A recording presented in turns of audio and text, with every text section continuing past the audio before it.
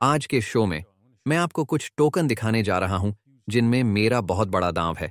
मेरा मतलब है बहुत बड़ा। यदि आप कुछ पाना चाहते हैं तो आपको स्वयं निर्णय लेना होगा। सुप्रभात, शुभ संध्या, शुभ दोपहर, आप जहां भी हों, जब भी हों। मेरे वीडियो देखने के लिए धन्यवाद। मेरा नाम डेविंसी जेरेमी है। मैं यहाँ दुबई में हूँ। मुझे आशा है कि आप जहाँ भी हैं अच्छा कर रहे हैं। और हाँ, हम ऐसा करने जा रहे हैं। हम कुछ टोकन के बारे में बात करने जा रहे हैं जिनमें मेरी बड़ी हिस्सेदारी है। और मैं ऐसा करने जा रहा हूँ।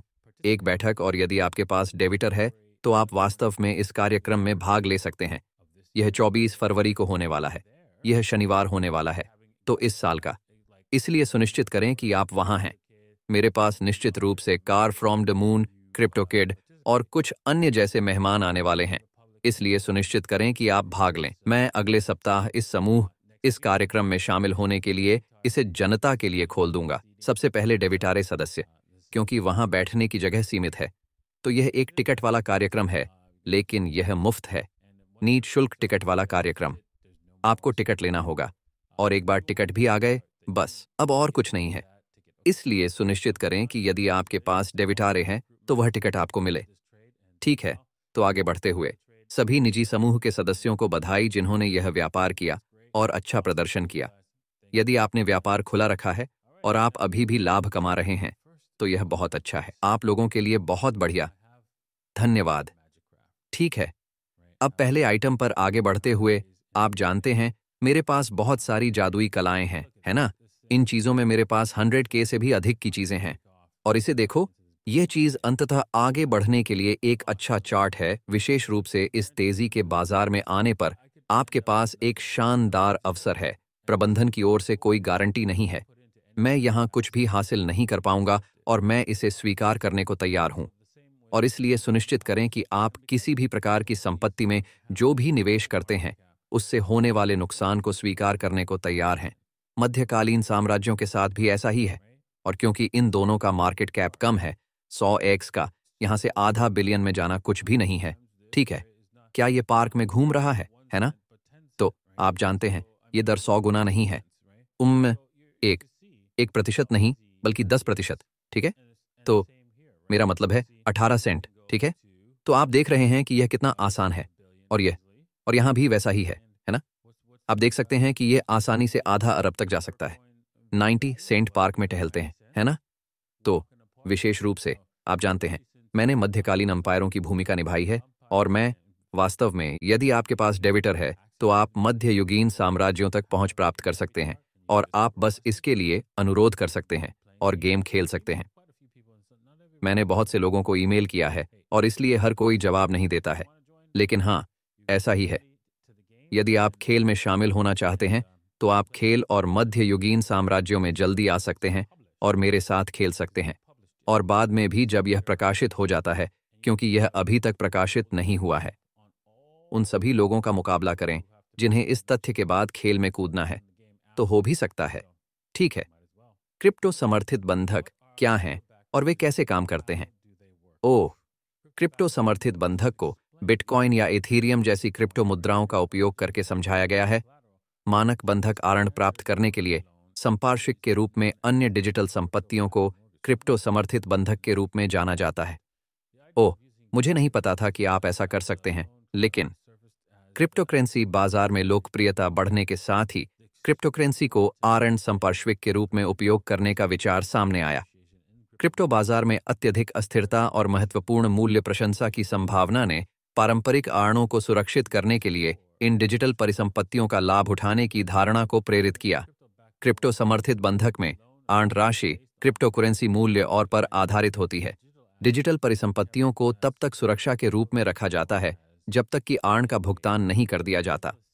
सुरक्षित और खुले लेन देन को सक्षम करने के लिए ये संगठन क्रिप्टोकरेंसी संपार्श्विक आर्ण की सुविधा के लिए ब्लॉकचेन तकनीक और स्मार्ट अनुबंध का उपयोग करते हैं, जो आर्ण प्राप्त करने के लिए प्रतिभूतियों के रूप में डिजिटल संपत्ति का उपयोग करते हैं।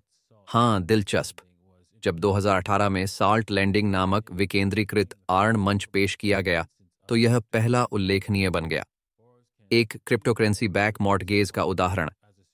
नमक उधार के माध्यम से उधारकर्ता आर्ण के लिए सुरक्षा के रूप में अपनी क्रिप्टोकरेंसी होल्डिंग्स का उपयोग कर सकते हैं। हालांकि यह विचार कानूनी और विनियामक मुद्दों में चला गया। बाद में व्यवसाय ने अपने प्रस्तावकों को बदल दिया। ठीक है, तुम वहां जाओ। तो मेरा मतलब है, आपको सावधान रहना होगा। निश्चित रूप से, आप जानते हैं, अगर वे इस आरण को समाप्त कर देंगे। लेकिन फिर बंधक भी संभवतः समर्थन का हिस्सा है, इसलिए यह कोई बड़ी बात नहीं है। मेरा मतलब है, हाँ, मैं सोच रहा हूं कि यदि आपको अपने बंधक और उस जैसी चीजों के लिए इतना अधिक निवेश करना है तो सभी मानदंड क्या हैं? क्योंकि यहां बात यह है कि आपके पास घर का बंधक और क्रिप्टोकरेंसी है। मेरा मतलब है, यह संपार्श्विक संपत्तियों से थोड़ा अधिक है, इसलिए मुझे इसकी चिंता होगी। ठीक है, आगे बढ़ो। वाणिज्यिक कार्यकारी का कहना है कि सोलाना आउटेज मैन्युअल रूप से ट्रिगर किया गया हो सकता है। बटन बंद। हाँ, आश्चर्य नहीं हुआ। हमने मून शो में इस बारे में बात की थी। मुझे लगता है कि सोलाना के मुद्दे स्पष्ट रूप से केंद्रीकरण का संकेत हैं। किसी अन्य क्रिप्टोकरेंसी में इस तरह की समस्या नहीं है, क्योंकि यदि आप ऐसा करते हैं तो सही है, आपका गणित गलत है ना? और इसके गलत होने का एकमात्र दूसरा तरीका यह है कि आपने इसे केंद्रीकृत किया है ना? इसलिए, क्योंकि अधिकांश क्रिप्टोकरेंसी में आपको सब कुछ अपडेट करना पड़ता है, इसलिए डिजिटल एसेट्स रिसर्च सेंटर के प्रमुख ने जारी किया कि नवीनतम सोलाना आउटेज के कारण के बारे में अटकलें हैं, जिसने ब्लॉकचेन को 5 घंटे के लिए रोक दिया है। सीगल बताते हैं कि सेवा में रुकावट पैदा करने वाला बग बर्कले पैकेट फिल्टर से संबंधित था। हो सकता है कि इसे मैन्युअल रूप से ट्रिगर किया गया हो। ठीक है। खैर, मेरा मतलब है, बात यह है, चाहे ऐसा हुआ हो या नहीं, मुझे लगता है कि यहाँ एक समस्या है सोलाना के साथ, क्योंकि बिजली कटौती अक्सर होती रहती है। चुटकुले छोड़ दें, कभी कभी ऑनलाइन एसओएल होता है। मेरा मतलब है, दीर्घकालिक, मुझे लगता है। हालांकि यह निकट भविष्य में चलता रहेगा, लेकिन लंबे समय तक एसओएल पर बने रहना एक बुरा विचार है। ठीक है, तो मैं टीए पर जा रहा हूं।